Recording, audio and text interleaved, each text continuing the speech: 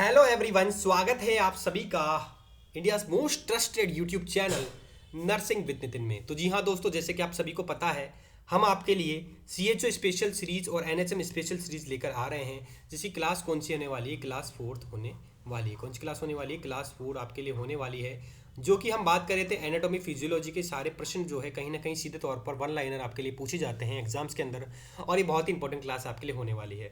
चलिए स्टार्ट करते हैं आज की क्लास। पहला प्रश्न आपसे क्या पूछना चाहता है? पहला प्रश्न पूछना चाहता है कि यूरिनरी ब्लैडर। अब इसमें क्वेश्चन पूछ रहा है कि यूरिनरी ब्लैडर जो है उसके अंदर किस प्रकार की इपिथेलियम का बना हुआ होता है। तो आप सभी को पता है यूरिनरी ब्लैडर जो है वो किस प्रकार के इपिथेलियम का बना होता है? Transitional epithelium.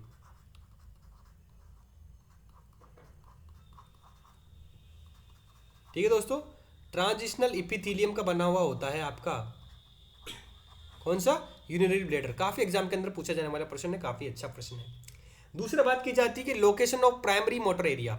जो प्राइमरी मोटर एरिया होता है ना आपका ब्रेन का, उसका लोकेशन क्या होता है दोस्तों? तो वो कौन सा होता है? आप सभी को पता होना चाहिए कि प्राइमरी मोटर एरिया का लोकेशन कौन सा होता है आपका?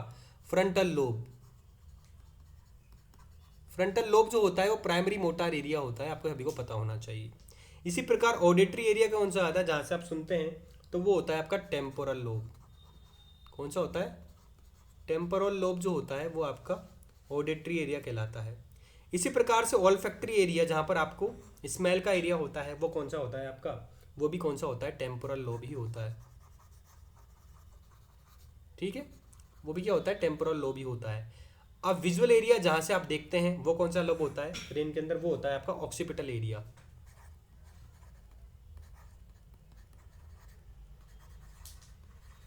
ऑक्सीपिटल एरिया आपका विजुअल एरिया होता है। ठीक है, इसी प्रकार से बात की जाए आपका एपिटाइट सेंटर कौन सा होता है? आपका भूख लगती है, प्यास लगती है तो कैसे पता लगता है?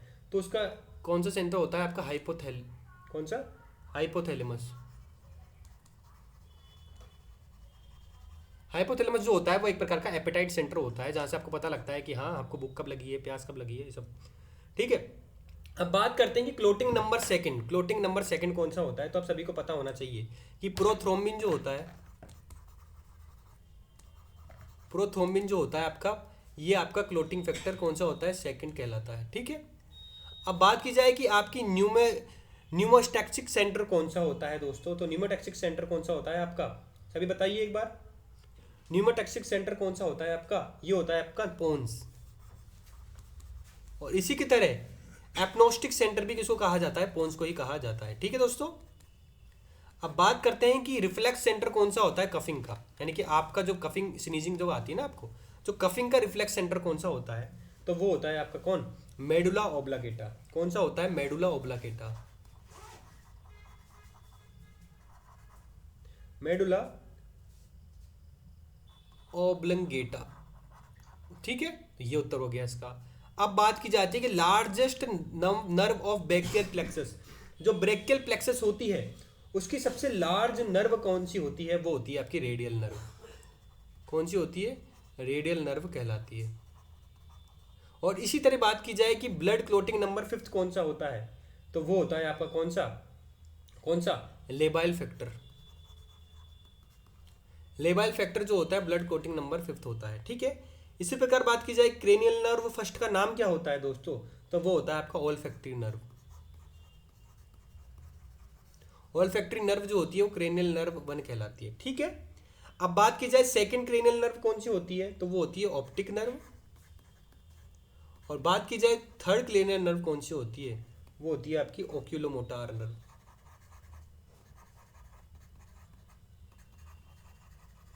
ठीक है, अब बात की जाए other name of tympanic membrane का अदर नेम क्या होता है दोस्तों? तो टिम्पेनिक मेम्ब्रेन का अदर नेम होता है आपका ईयर ड्रम। ठीक है दोस्तों, ईयर ड्रम जो होता है वो टिम्पेनिक मेम्ब्रेन जो होती है आपकी, उसका अदर नाम से जाना जाता है आपका। ठीक है, बात करते हैं कि एक स्टिकी जेली लाइक चिपचिपा पदार्थ आपकी कान में से निकलता है, इसको क्या कहा जाता है? उसको कहा जाता है सिरुमन। ठीक है, चलिए बात करते हैं कि ऑडिटरी ओसिकल्स। ओसिकल्स मतलब क्या होता है? बोन। तो कान की बोन का नाम क्या होता है दोस्तों? तो मिस बोन होती है आपकी। मिस बोन बोले तो मेलस इनकस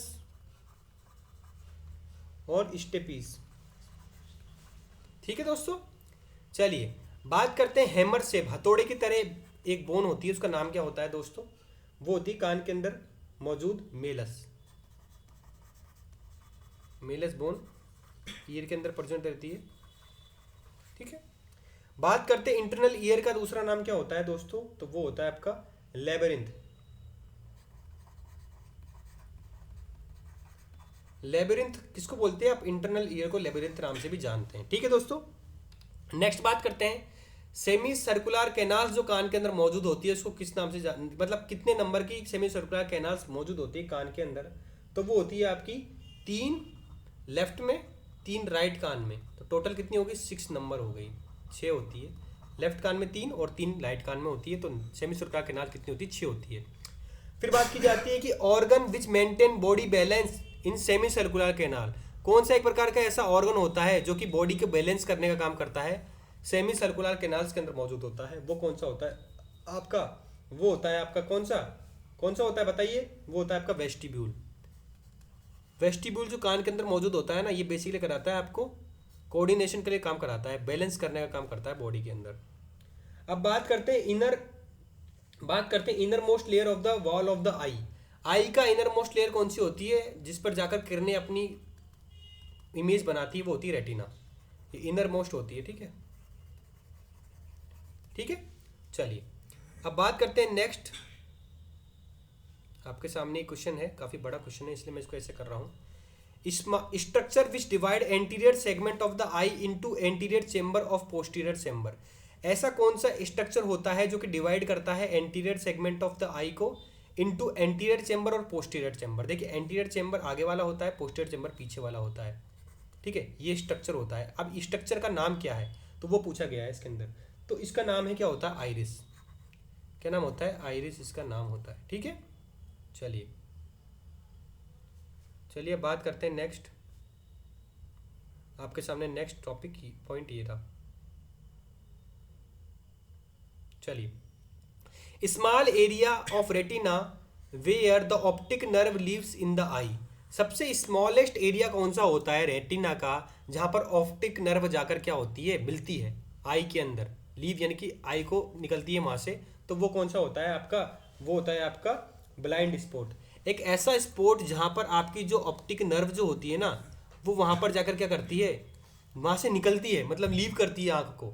ठीक है, वहां से निकलती है आंख में से, वो होती है ब्लाइंड स्पॉट है। ठीक है, ब्लाइंड स्पॉट कहिएगा। ठीक है, ब्लाइंड स्पॉट होती है। ठीक है, ठीक है। अब बात करते हैं नेक्स्ट क्वेश्चन की कि सर ये बताइए कि मोस्ट एविडेंट हार्मोन कौन सा होता है एंटीरियर पिट्यूटरी का? तो आप सभी को पता है ग्रोथ हार्मोन जो होता है, ग्रोथ हार्मोन जो होता है मोस्ट एविडेंट हार्मोन होता है किसका? एंटीरियर पिट्यूटरी का। ठीक है। चलिए अब बात करते हैं नेक्स्ट कि other name of the growth hormone को क्या कहा जाता है दोस्तों? तो आप सभी को पता होना चाहिए, सोमेटोस्टेटिन। सोमेटोस्टेटिन होता है, जो मैंने आपको क्लास में बताया था पिछली क्लास में भी, कि सोमेटोस्टेटिन जो होता है ये डेल्टा सेल के द्वारा सिक्रेट किया जाता है। ठीक है, पेनक्रियास के। और सबसे इंपॉर्टेंट बात ये करता है ग्रोथ हार्मोन को कम करने का काम करता है, इनहिबिट करने का काम करता है। ठीक है। चलिए नेक्स्ट क्वेश्चन के बारे में बात करते हैं कि मिल्क प्रोडक्शन के जब प्रोसेस होता है उसको क्या कहा जाता है दोस्तों? तो उसको कहा जाता है दोस्तों क्या? लैक्टेशन। जब मिल्क का प्रोडक्शन होता है ना उसको क्या कहा जाता है? लैक्टेशन कहा जाता है। ठीक है।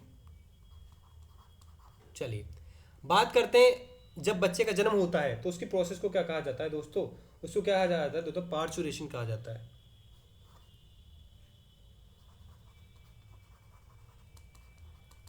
ठीक है, ये इंपॉर्टेंट है, कीवर्ड है, किसी को पता नहीं होगा। पार्चुरेशन कहा जाता है आपका प्रोसेस ऑफ चाइल्ड बर्थ को। ठीक है।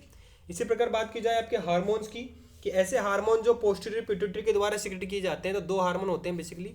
एक होता है एडीएच और दूसरा होता है ऑक्सीटोसिन। ये दोनों हार्मोन क्या होते हैं? पोस्टीरियर पिट्यूटरी के द्वारा सिक्रेट किए जाते हैं। ठीक है। अब बात करते हैं बीन सेप। बीन सेप जो वाइटल ऑर्गन होता है बॉडी का, वो कौन सा होता है दोस्तों? वो किडनी होता है। ठीक है, ये बीन शेप का बना हुआ होता है ऐसे। ठीक है, ठीक है, किडनी। बात करते हैं कि वेट कौन कितना होता है नॉन प्रेग्नेंट यूट्रस का? तो आपको पता है 60 ग्राम जो होता है ये नॉन प्रेग्नेंट का होता है। और प्रेग्नेंट महिला की बात की जाए तो 1000 ग्राम होता है, जिसको अपन 1 kg भी कहते हैं प्रेग्नेंट महिला का।